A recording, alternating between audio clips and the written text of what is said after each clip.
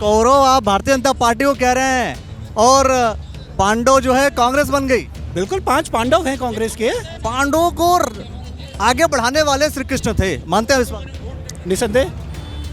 श्री कृष्ण मंदिर जो है मथुरा में बनाने की बात हो रही है, कांग्रेस पार्टी कभी उसकी कवायद करेगी, कहेगी कि हाँ वहाँ पर मथुरा में जो है कृष्ण मंदिर बनाओ और बाकी सब हटाओ? कृष्ण की भूमिका में पूर्व मुख्यमंत्री हरीश रावत जी हैं। एक तो आपने कहा कि कृष्ण के रूप में हरीश रावत जी हैं, मतलब यह है कि टिकटों का बंटवारा हो, चुनाव कैसे लड़ना हो, पूरा मैनेजमेंट, पूरा सिस्टम हरीश रावत जी देखेंगे।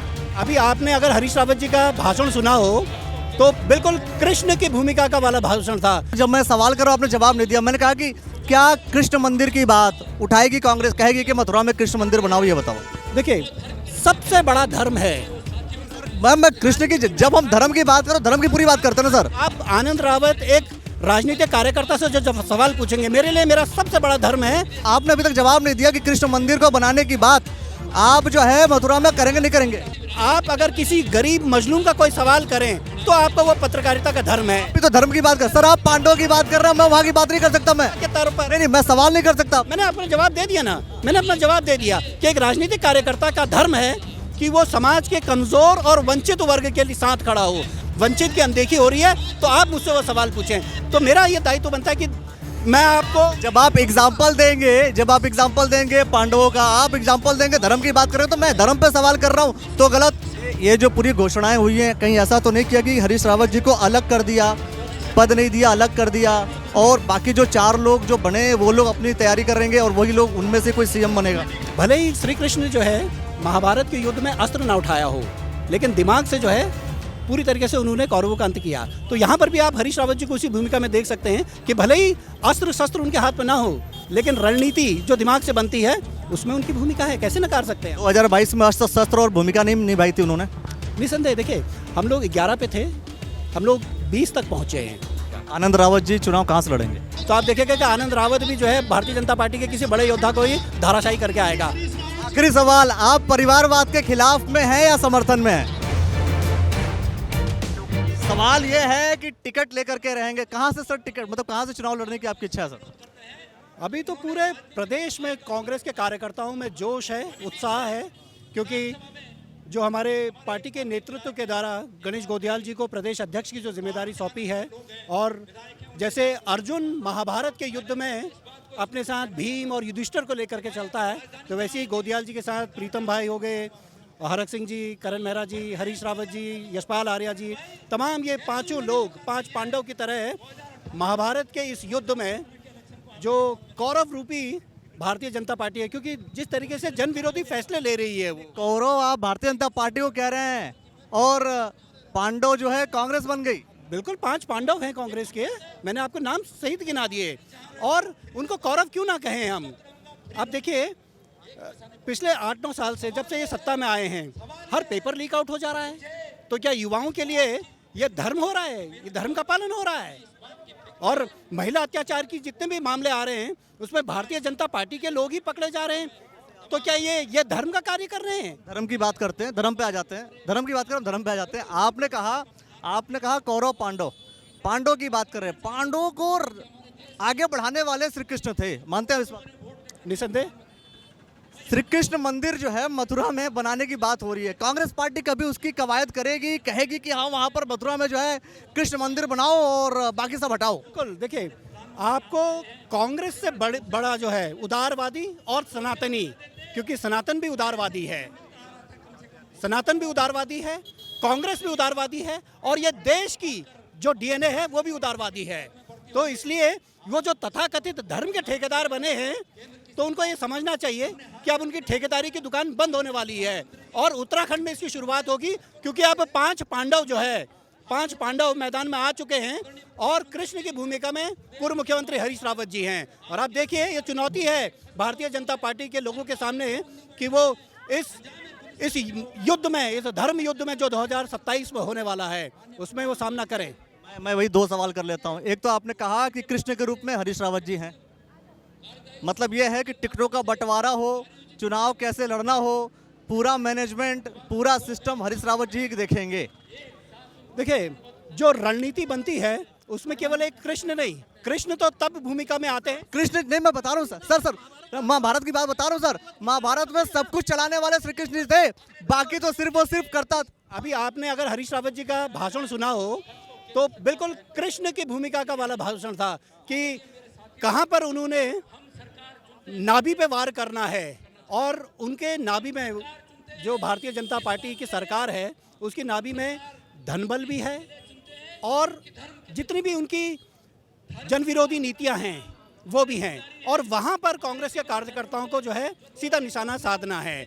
और अगर आप भागवत गीता भी देखें तो जब जब अर्जुन फंसे थे या अर्जुन के मन में कोई दुविधा हुई थी, क्योंकि आप इस बात से तो नकार अर्जुन फंसे ना फंसे, मेरा सवाल ये है कि मतलब पूरा डिसीजन हरीश रावत जी लेंगे। समस्या का समाधान लेकर के आए थे तो निसंदेह अगर किसी सीट पर कहीं पर भी कोई ये पेच हो, किसी सीट पर या पूरे उत्तराखंड की बात कर रहे हैं, पूरे सीटों की बात कर रहे हैं। अब देखिए किसी सीट पर भी अगर कोई ऐसा पेच हुआ, क्योंकि अनुभव के मामले में हरीश रावत जी उम्र और अनुभव में इस समय सबसे शीर्ष स्थान पर हैं और हमारे शीर्ष नेतृत्व ने जो 5 पांडव दिए हैं जिसमें अर्जुन की भूमिका में निसंदेह हमारे गणेश गोदियाल जी हैं, युधिष्ठिर की भूमिका में निसंदेह हमारे प्रीतम भाई हैं और भीम की भूमिका में हरक सिंह जी हैं, सहदेव की भूमिका में हमारे यशपाल आर्य जी हैं और नकल की भूमिका में हमारे करण मेहरा जी हैं। अगर किसी को कोई संदेह है तो मुझे लगता है कि महाभारत एक बार फिर से देख लें और जो मेरी कही हुई बात है और स्पष्ट हो जाएगी। तो इसलिए अब भारतीय जनता पार्टी जो धर्म की ठेकेदारी करती थी, धर्म की बात जब मैं कर रहा हूँ, जब मैं सवाल कर रहा हूँ, आपने जवाब नहीं दिया। मैंने कहा कि क्या कृष्ण मंदिर की बात उठाएगी कांग्रेस, कहेगी कि मथुरा में कृष्ण मंदिर बनाओ, ये बताओ। देखिए सबसे बड़ा धर्म है मैं कृष्ण की, जब हम धर्म की बात करो धर्म की पूरी बात करते हैं ना सर। आप आनंद रावत एक राजनीतिक कार्यकर्ता से जब सवाल पूछेंगे, मेरे लिए मेरा सबसे बड़ा धर्म है कि जो कमजोर वर्ग का व्यक्ति है, जो वंचित वर्ग का व्यक्ति है, मैं उसके साथ खड़ा हूँ। ये मेरा धर्म है, राजनीतिक धर्म। और घर के अंदर मेरा धर्म सनातन है, इस पर जो है किसी को कोई संदेह नहीं होना चाहिए। आप मेरे घर पर कांग्रेस जब आप यहाँ पर जब हम पार्टीगत धर्म की बात कर रहे हैं, जब हम पार्टीगत धर्म की बात कर रहे हैं तो मैं उसी धर्म की बात कर रहा हूँ। आपने अभी तक जवाब नहीं दिया कि कृष्ण मंदिर को बनाने की बात आप जो है मथुरा में करेंगे नहीं करेंगे। भगवान श्री कृष्ण हमारे आराध्य हैं, भगवान राम हमारे आराध्य हैं और भगवान राम भी उदारवादी थे, चाहे सबरी माता सबरी के विषय में अगर आप देख लें, और भगवान कृष्ण भी जो है उदारवादी थे और ये देश भी उदारवादी। उनके मंदिरों के खिलाफ, राम मंदिर के खिलाफ और कृष्ण मंदिर के खिलाफ कांग्रेस खड़ी रहेगी, वकील खड़ा कर देगी। ये आपका गलत नैरेटिव है, आपका गलत प्रश्न है, ये आपका बिल्कुल ही गलत प्रश्न है। आप जवाब दे दीजिए ना, बता दीजिए मुझे कि हाँ आप जो है बनाने को तैयार हैं।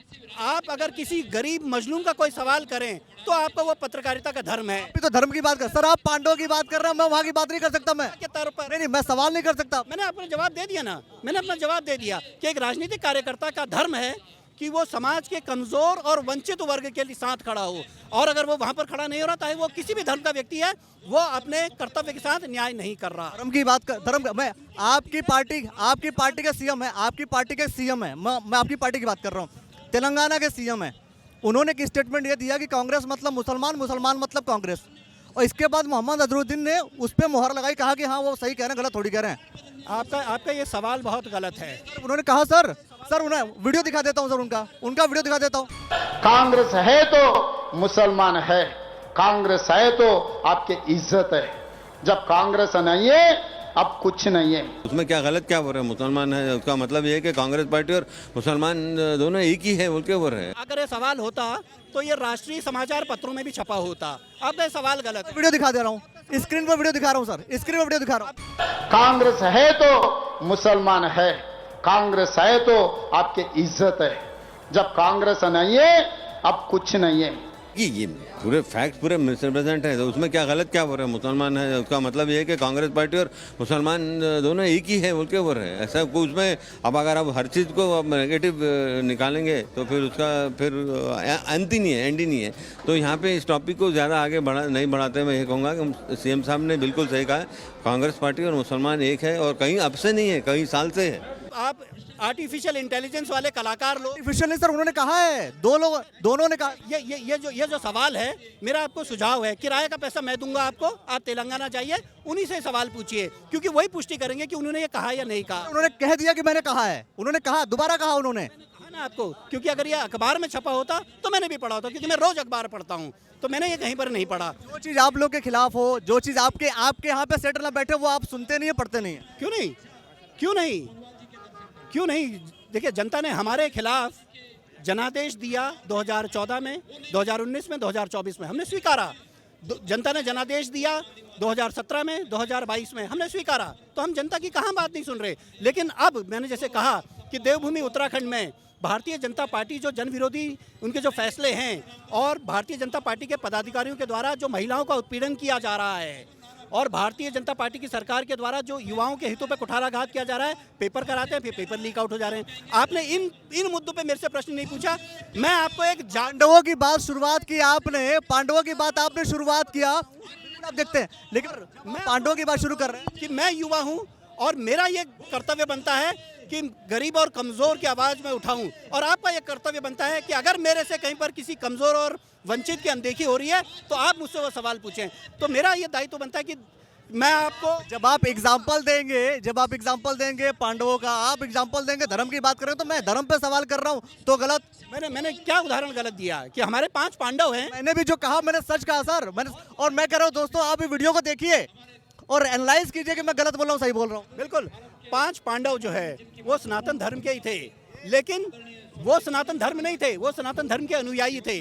भगवान श्री कृष्ण, उसको सनातन धर्म के हमारे सब लोग उनको आराध्य मानते हैं, लेकिन 5 पांडव वो आज भी आदर्श के तौर पर देखे जाते हैं, भगवान के रूप में नहीं, लेकिन आदर्श है हमारे। वो आज भी जो है सत्य के मार्ग पर चलने के लिए युधिष्ठिर का उदाहरण देते हैं, बाहुबल के उसमें भीम का उदाहरण देते हैं, धनुर्धर के उसमें अर्जुन का उदाहरण देते हैं। तो वो हमारे आदर्श हैं, और क्यों नहीं हम जो है उदाहरण दें?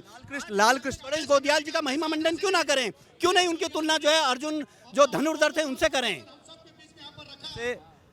आपको लगता है कि सीएम चेहरे के लिए अब अगली बार, मतलब इस बार जो है 2027 में हरीश रावत जी को कहा जाएगा कि सीएम आप बनिए, या कौन बनेगा सर?